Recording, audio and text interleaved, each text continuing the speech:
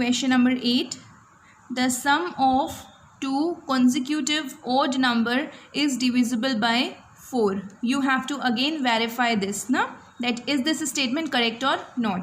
First of all, we should know what are the two consecutive odd numbers. Consecutive odd means, na, suppose you are taking first odd number 5. Just after 5, which is the another odd number? After 5, another odd number is 7, right? Just after 7, which is the odd number? 9, 11, 13. All these are consecutive odd numbers. Okay, na? Means line wise any two odd numbers. If you take here 33, is this the odd number, right? What is just after 33 another odd number? That is 35. After 35, what do we have? 37. These all are line wise odd numbers. It is asking that when we take the sum of two odd numbers, it is always divisible with 4. You can check it that here I have taken 11 and 13. So when we will add this 11 and 13, we are getting the answer 24. Is this 24 divisible with 4? Yes, it is divisible, right? Again, another two odd numbers you take, 17 and 19. They both are line wise, na?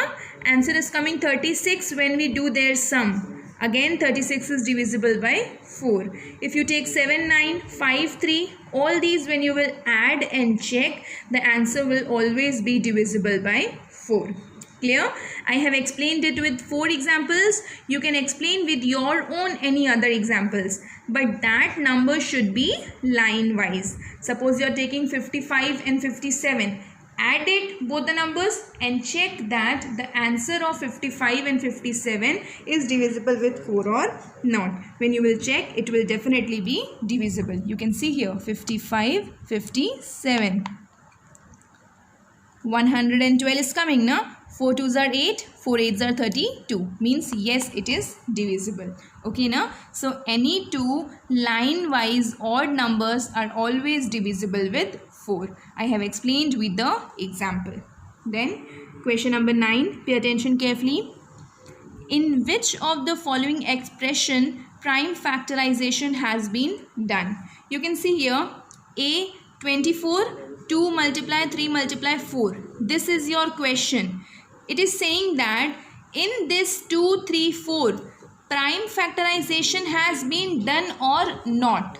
So keep in mind, prime factorization is said to be done when in the given factors there is no composite number. I repeat, in the given factors there is no composite number. If you will see here in 24, 4 is composite number, na? That means prime factorization has not been done. Understood? Why has not been done? Because in the given factors we have one composite number. Clear? If you will see for 56, 7 into 2 into 2 into 2. This is given in the question itself. It is asking that in this 56, prime factorization has been done or not. So we can say yes, prime factorization has done because all the factors are prime. This 7, 2, 2, all these are prime, na? Means yes, prime factor has been done. Clear, na? When is prime factor said to be not done? When any of the given factor is composite. Just keep in mind, any of the given factor is composite, that time prime factor has not been done. We will shift to 9C. You can see 70, 2 multiply 5 multiply 7. 2, 5 and 7, all three are prime numbers, right? 2, 5 and 7, all three are prime numbers. We can say prime factorization has done. Okay, why prime factorization has done? Because all three are prime numbers. Clear? D we will see 54.